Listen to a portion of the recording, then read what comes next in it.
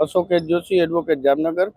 હાલમાં તાજેતરમાં જે યુનિફોર્મ સિવિલ કોડ ગુજરાતમાં લાગુ પાડવા માટેની જે કાર્યવાહી સરકાર હાથ ધરી છે, એના માટે મારો ઓપિનિયન એવો છે કે યુનિફોર્મ સિવિલ કોડ એ એવી વસ્તુ છે કે ભારતના દરેક નાગરિકને સમાનતા પ્રદાન કરશે। આજની તારીખમાં એવી પોઝિશન હતી કે બે પાડોશી અલગ અલગ ધર્મના હોય તો બેયના પોતપોતાના અલગ અલગ કાયદા હોય।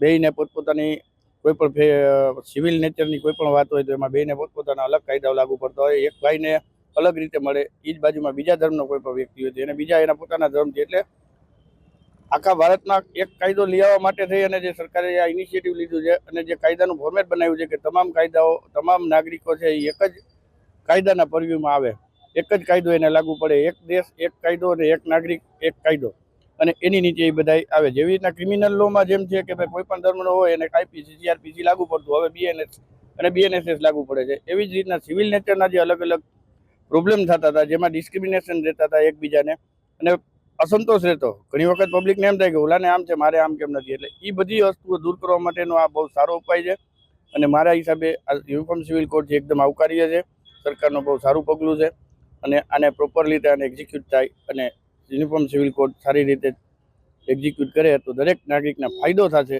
આમાં ઘણી વખત ડિબેટેબલ ઇસ્યુ એવા હોય છે કે ભાઈ એક કોકને ફાયદો થશે, કોકને નુકસાન થશે, એવું કાંઈ નથી।